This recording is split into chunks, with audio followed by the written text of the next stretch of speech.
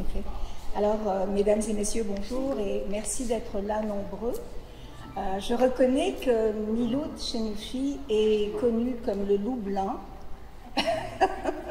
Connu comme le loup blanc, je comprends donc votre présence parce que comme je l'ai écrit dans Facebook, et c'est pas de la basse flatterie parce que je connais Miloud depuis des années et des années, il est extrêmement brillant. Alors, il est brillant dans sa profession parce qu'il est, je vais dire, il travaille, en fait, il est professeur de relations internationales et directeur du programme de maîtrise au Collège des Forces canadiennes. Il est senior fellow à l'École des affaires publiques et internationales de l'Université York à Toronto. Il est également chercheur associé à la chaire Raoul Dandurand d'études diplomatiques et stratégiques. Et avant de s'installer au Canada, à la fin des années 90, il était journaliste dans la presse indépendante, la presse indépendante en Algérie. La genèse de l'art plastique, parce qu'il a cet atout et cette étrangeté quelque part de mener sa vie professionnelle, mais en même temps, c'est à la fois un artiste et un amoureux de l'art. Et il en parle, et il en parle bien. Il est passionné notamment de Issiachem, est-ce vrai? C'est vraiment une passion pour lui, et donc, mais ça ne l'empêche pas d'aimer également beaucoup des peintres algériens contemporains, modernes, pas contemporains maintenant, mais comme Rada et Mesli, donc en plus d'Issiachem. C'est d'ailleurs le thème de sa conférence, qui est intitulée Une génération en or, Issiachem, Reda, Mesli, qui sont des fondateurs de l'art moderne en Algérie. Alors donc, c'est un intérêt personnel depuis de nombreuses années et qui se manifeste, par chance pour nous, par une série de conférences sur le sujet, depuis 2010 notamment. Alors je vous demande d'accueillir en l'applaudissant Miloud Chenouchi et on va lui laisser la parole.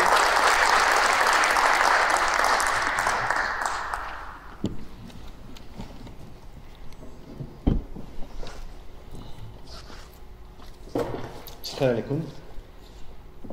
Messieurs, dames, permettez-moi de commencer par reconnaître à quel point je me sens carrément intimidé par une présentation aussi élogieuse que celle que Nilda vient de faire.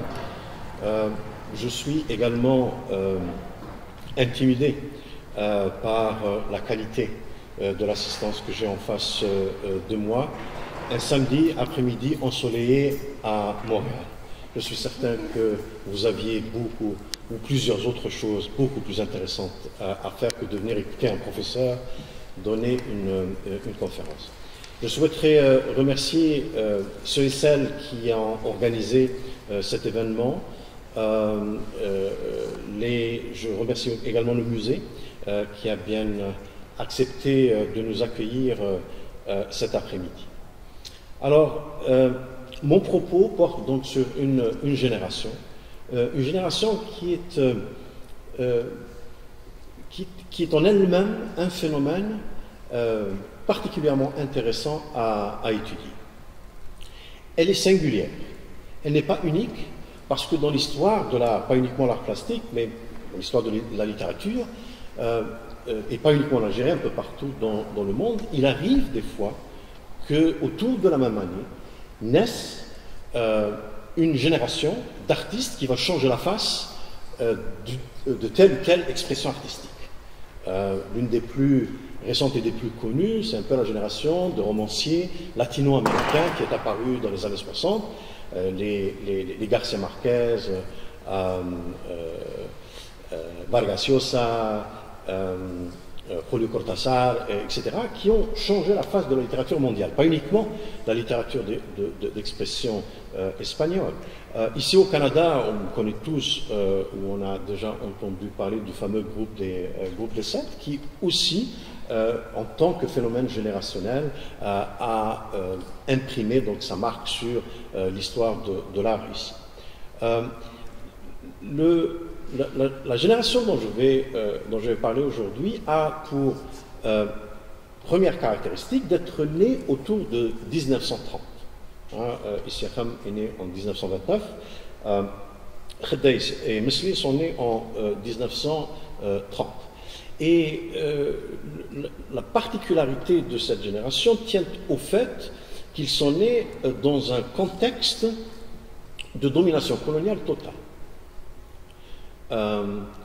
La France, à l'époque, célébrait le centenaire de l'Algérie française, et l'idée même d'une algérianité, ou d'une Algérie souveraine, ou d'une algérienne souveraine, était une idée très minoritaire, défendue par un petit groupe encore, à l'époque, un groupe de nationalistes mené par Moussa el-Hajj, mais sans plus.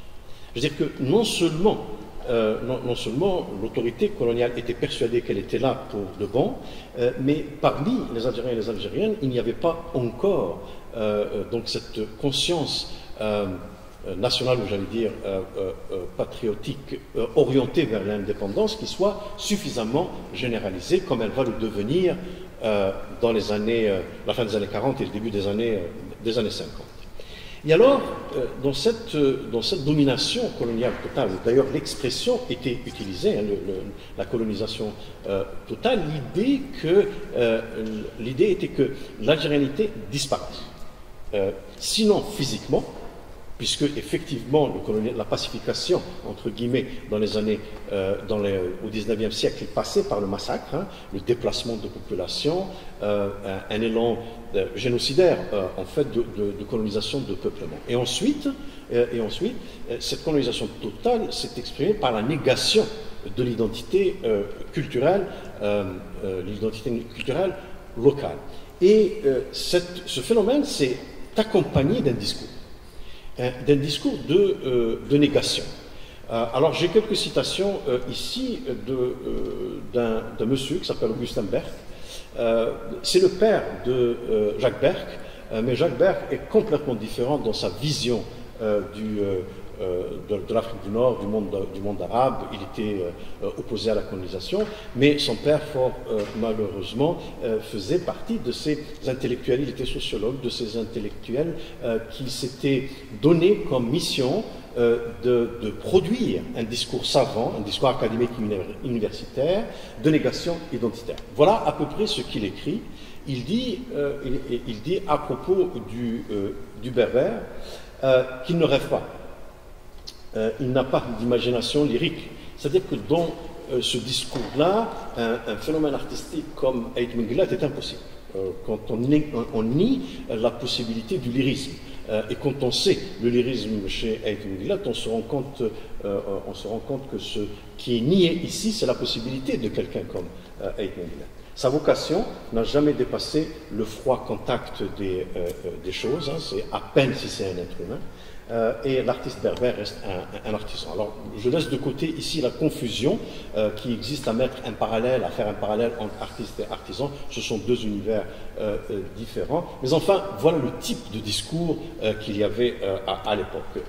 Alors, bien sûr, puisqu'il est égalitaire et magnanime, hein, il a parlé du berbère, il va parler de l'arabe maintenant, pour dire que l'étude des formes et des couleurs le laisse indifférent ou n'éveille en lui qu'une sensation diamétralement opposée à celle que nous, hein, vous imaginez qui est le nous, ici c'est le nous dominateur, ressentirions à sa place. Et bien entendu, s'il y a une chose qui aurait pu être reprochée à l'art arabe ou islamique, c'est l'absence de couleur, puisque la couleur est extrêmement présente dans cette expression artistique. Donc, ce genre de discours, bien entendu, relève, à mes yeux, du même délire que le délire qu'on associerait à un discours qui va nous dire que la Terre est plate. Donc, mon objectif n'est absolument pas de répondre à ce genre de discours, ce sont des discours qu'il faut juste ignorer. Il en existe encore hein, sous un certain nombre de formes, mais il faut juste l'étudier en tant que phénomène, en tant que phénomène historique. Et la première des choses à dire en la matière, c'est que l'art est quelque chose qui est inhérent à la condition humaine. Partout où vous avez des êtres humains, vous avez automatiquement de l'art. D'accord? Et c'est un discours qui est très curieux, hein, qui a été produit à une époque où, en Occident même, en Europe, l'art plastique connaissait une mutation à la faveur de la découverte de l'art africain.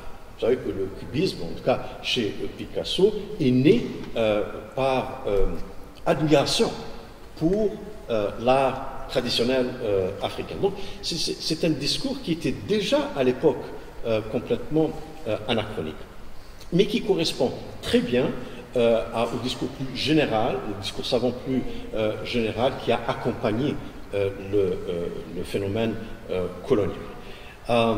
Et alors, pour avancer un peu, je souhaiterais juste montrer quelques antécédents à la génération dont je vais parler.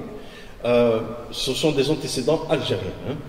Je vous ai dit que Essiakham, Khedda et Nosli sont nés autour de 1930. Eh bien, avant eux, il y avait aussi d'autres artistes, en tout cas des artistes qui sont nés plus tôt, comme vous le voyez sur cette diapositive à gauche, une représentation de Mohamed Rassim, un tableau de Mohamed Rassim, au milieu Omar Rassim, son frère, et puis à droite Mohamed Temam, qui lui est né en 1915, Mohamed Rassim en 1836 et Omar Rassim en 1884. Et vous voyez déjà une expression artistique moderne, puisque c'est une peinture de chevalet, mais pas moderne dans le sens que je vais utiliser un peu plus tard. Mais c'est juste pour vous dire que la génération dont je parle s'inscrit dans un processus historique qui l'a devancé et qui est né avant. Je n'ai pas le temps, bien entendu, de m'étaler sur ces artistes-là. Je souhaiterais aussi faire allusion à un autre groupe d'artistes, né avant la génération qui nous intéresse. À gauche, vous voyez un tableau de Hassan Ben Aboura, et à droite, vous avez un tableau de Azwaw Mamri. Alors, ce sont des artistes qui peignaient à la manière de ce qu'on appelait à l'époque l'école d'Alger.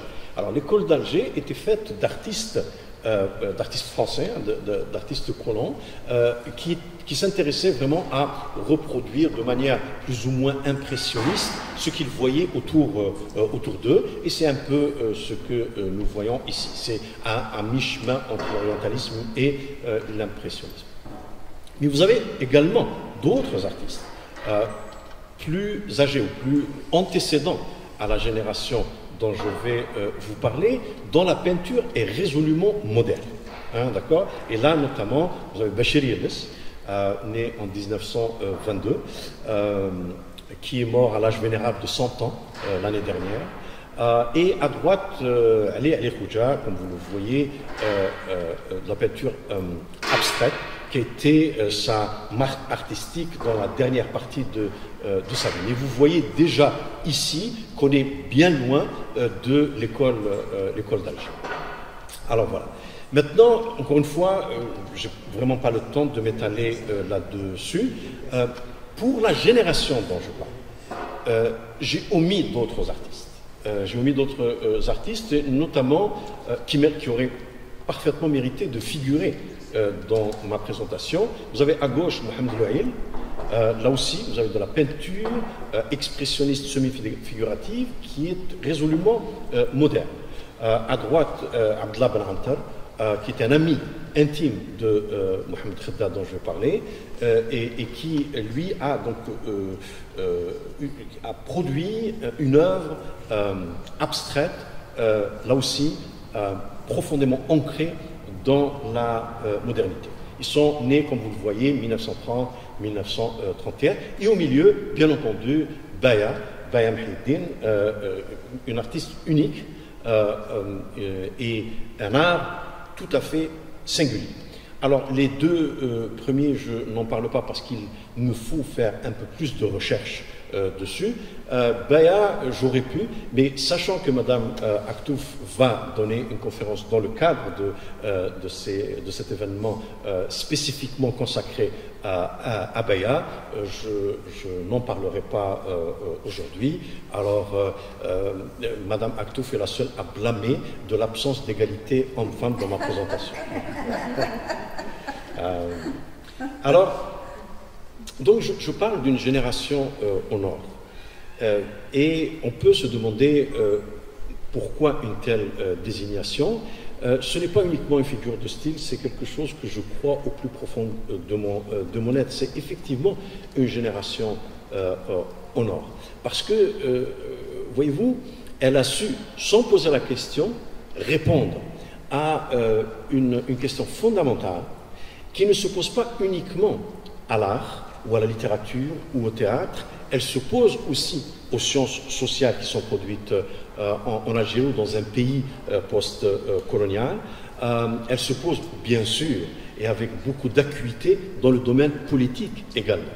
Mais de tous ces domaines-là, seul le domaine artistique a produit une réponse satisfaisante. Et la question est la suivante. Comment créer une modernité qui soit propre? Parce que voyez-vous, c'est une génération qui était confrontée à un héritage artistique dont je vais parler dans un instant et qui avait en face d'elle une modernité qui s'exprimait en Occident. Et donc l'équation ou la question, la problématique était comment produire une modernité propre sans à la fois imiter l'autre et sans reproduire dans un processus mimétique le passé. D'accord? Donc, comment, à partir d'une tradition héritée, produire une modernité qui ne soit pas juste un mimétisme de l'autre. Et comme je vous l'ai dit, c'est une problématique qui se pose à nous dans tous les domaines, dans le domaine religieux, dans le domaine linguistique, dans le domaine identitaire, etc., etc. Nous sommes tous et toutes confrontés, en tout cas, je parle des pays post-coloniaux, à cette question.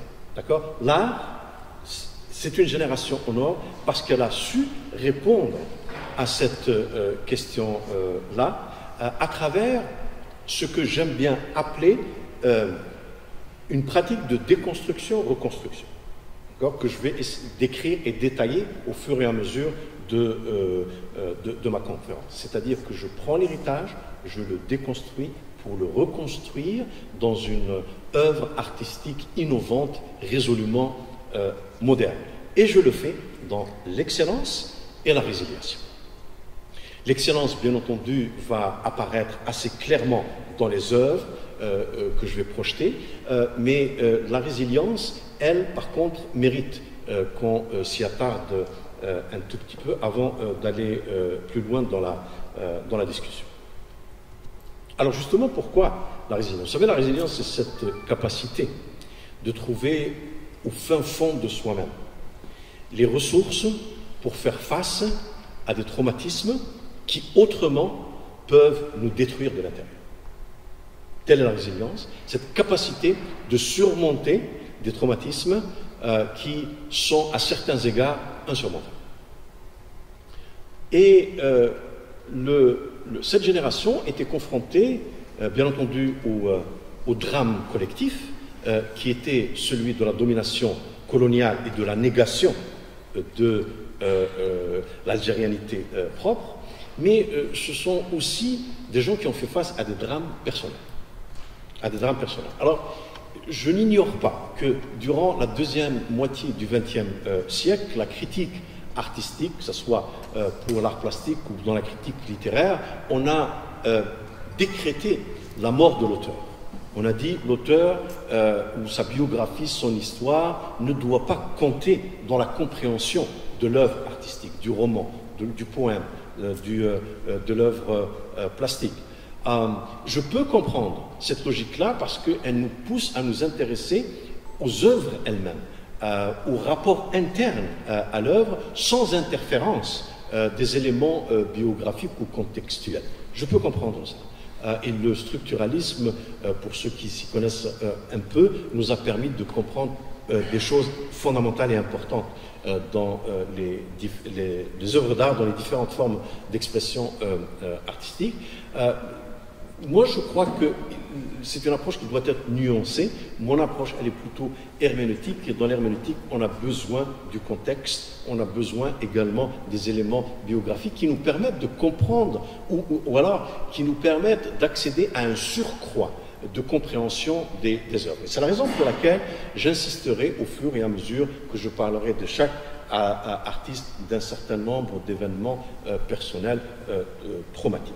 Avant d'y aller, je voudrais dire une chose, c'est que c'est une génération qui, lorsque, en tout cas pour Issirham et pour Mesli, ont eu finalement accès à l'école des beaux-arts à Alger, qui était très fermée à l'époque, Issirham grâce à Mohamed Rassem d'ailleurs, qui était déjà professeur à l'école, c'était très très fermé pour les Algériens, et on essayait de les confiner dans une section qui avait été créée à l'époque coloniale, qu'on appelait la section des arts indigènes.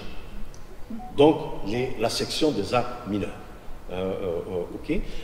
Et Mohamed Rassem lui-même, mais aussi les professeurs français plutôt sympathiques au talent des jeunes artistes algériens, leur conseillaient de partir. Et il disait notamment à Issirham, si vous restez ici, le mieux que vous aurez, c'est un petit strapontin au fond de la classe. Donc, partez, allez à Paris, c'est plus cosmopolite, la vie artistique à l'époque, c'était l'une des capitales mondiales de l'art, c'est là que vous allez pouvoir vous épanouir, et c'est comme ça, justement, que Issirham et Mesli sont allés à Paris. Khedda lui-même y a été, mais pas en passant par l'école des Beaux-Arts, il est allé par ses propres moyens, c'était un ouvrier qualifié, il est allé travailler en France, et à temps perdu, c'est de l'art jusqu'à ce qu'il s'y consacre entièrement. Et alors, à Paris, il découvre quelque chose qu'il ne pouvait pas découvrir en Alger. Et vous savez, il faut bien se mettre dans le contexte de l'époque. Aujourd'hui, avec les réseaux sociaux, on peut savoir ce qui se passe sur la scène artistique du Japon, de Singapour, du Brésil, presque instantanément. Ce n'était pas le cas. C'est-à-dire que si vous êtes quelque part dans une région géographique, vous pouvez être coupé de ce qui se passe ailleurs. Et les jeunes artistes algériens étaient coupés des mouvements les plus récents qui s'exprimaient notamment à Paris. Et donc, quand ils arrivent à Paris, cette génération, et découvre ce qu'il y a de plus moderne qui se faisait dans l'art. Et là, j'ai mis dans cette diapositive et la prochaine quelques artistes qui ont quand même eu une influence sur la génération dont je parle. Kandinsky, le peintre russe, à gauche, avec de l'abstraction. Vous avez aussi un autre peintre qui a eu un impact assez important sur nos artistes, et c'est Nicolas de Staël, qui est aussi un artiste d'origine russe. Un autre russe, à gauche, Chaim Soutin, et au milieu et à droite des Espagnols, Miro et Picasso, bien sûr. Picasso, c'est le tableau peint au début du XXe siècle, c'est les Demoiselles d'Avignon, qui est en fait l'acte fondateur, ce tableau est l'acte fondateur du cubisme dans l'art, et c'est ce tableau-là qui a été inspiré par l'art africain. Il a été inspiré par l'art africain à Picasso. Donc, vous voyez qu'on est bien loin de l'école d'Alger, qui était une école mimétique, et nous avons ici une modernité qui fait exploser, si vous voulez, les frontières de l'art. Et c'est à cette modernité qu'était confrontée donc la génération des Issirham Mesli et Khedda. Donc, comment participer à ce mouvement moderne de production artistique sans nier un héritage culturel, identitaire et artistique? Alors, de quoi était fait cet héritage-là? Eh bien, il avait trois composantes. La première composante, c'est la composante préhistorique. L'héritage préhistorique de la production artistique, c'est un peu ce que nous voyons ici. Les peintures rupestres commençaient à être découvertes dans les années 50 avec un art pictural qui est très particulier. et qui va fasciner à la fois Khedda et Mesli, plus qu'Issirham, Khedda et Mesli et d'autres artistes. Deuxième composante, deuxième dimension de l'héritage culturel, identitaire et artistique, c'est l'héritage amazigh, ou les héritages amazirs, parce que il faut bien se rendre compte qu'il y a une diversité à l'intérieur même de l'héritage amazir, qu'il s'agisse des décorations intérieures, qu'il s'agisse de la poterie, de la bijouterie ou des tapis. Donc on voit également ici une orientation artistique assez particulière. Et puis, enfin, le troisième héritage, c'est l'héritage islamique ou arabo-islamique qui s'exprime par donc, la miniature, l'enluminure, la céramique, la calligraphie au milieu, bien sûr, et la mosaïque. Donc, vous avez d'un côté cet héritage, comment ne pas juste tomber dans la répétition, dans l'imitation. Et vous avez une modernité, là aussi, comment ne pas devenir juste le partenaire mineur de ce mouvement-là. C'était la question à laquelle était confrontée cette génération. Alors bien entendu, juste pour qu'il n'y ait pas de malentendu, ils ne se sont pas réunis dans une salle, ont posé la question, ont délibéré et ont trouvé la réponse. C'est pas comme ça que ça s'est passé. Ça s'est passé de manière en fait instantanée, chaque artiste à sa manière. Donc voilà. Alors maintenant, je peux commencer par artiste, en commençant par Khedda.